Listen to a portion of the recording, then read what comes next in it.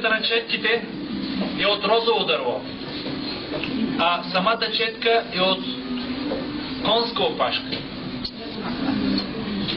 Виждаме как тя в момента нанася боята и след това с много такива интересни движения прави формите.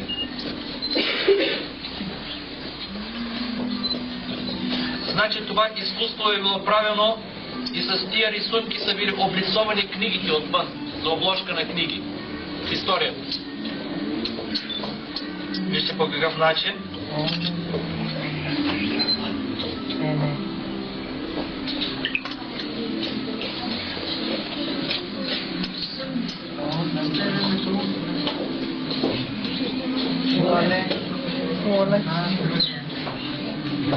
Предимно се оформят, разбира се, растителни орнаменти.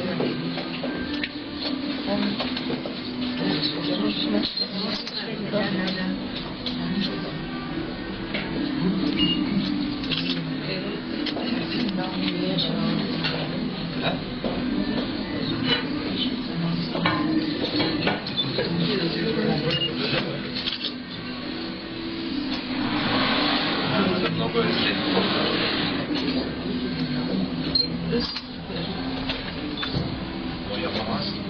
Чего? Kızımız böyle boya istiyormuş.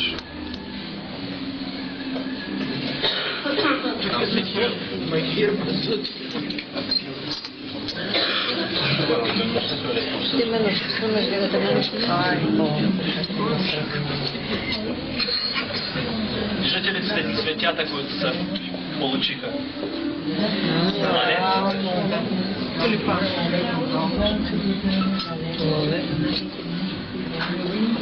Направо магиосничка, не? Да. А не за него участвам? Да. Тя колко е рисувала?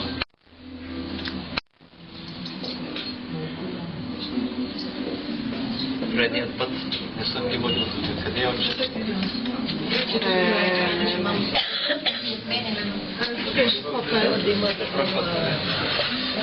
Вижте сега, хартия, която ще побие боята от водната повърхност и картината ще мине на самата хартия, нали?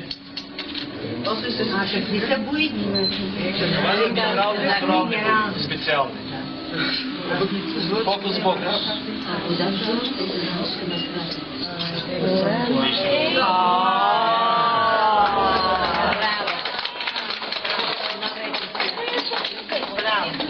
Много е красиво, да. Чудесно. Браво!